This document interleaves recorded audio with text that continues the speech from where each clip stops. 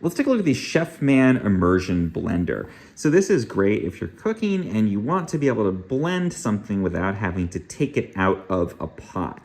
So for example, if you're making a sauce and there's a bunch of ingredients you've cooked down, but you want to make it a creamy or just smoother sauce and you need to blend it up, it can be a real challenge to pour that out into a traditional blender, blend it up, and have to pour it back in. So the immersion blender makes it super easy because you just basically bring the blender to the pot. And the Chefman does a great job of that. So we've got this nice accessory piece at the end where we've got the actual blade in there. It's got a metal construction and a little hood to surround the blade. And that means you can put this to the bottom of the pot and you can still get everything flowing through here, but it makes it easy to just stick it in all the way down to the bottom, and these holes still allow the liquid from your sauce to flow through as you activate it. Now we've got two different speed settings on here. We've got a low speed.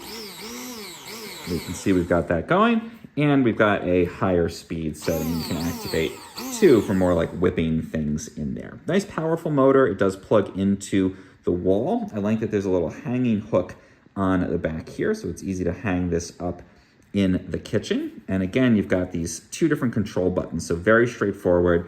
It's got kind of almost like a silicone type of feel on the handle here, so it's easy to grip, even if you're doing this one-handed, and you can easily just press those buttons. It's also easy to wipe this surface off, which is great because you will get some splatters as you are blending there. Now, another thing that's nice with this is that it is super easy to wash this.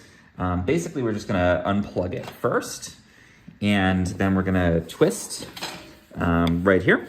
And you can see, I can just pop it, I started to do that, pops this end piece right off, and this end piece is dishwasher safe. So you don't put the main piece here with the motor in the dishwasher, you just pop the end piece off.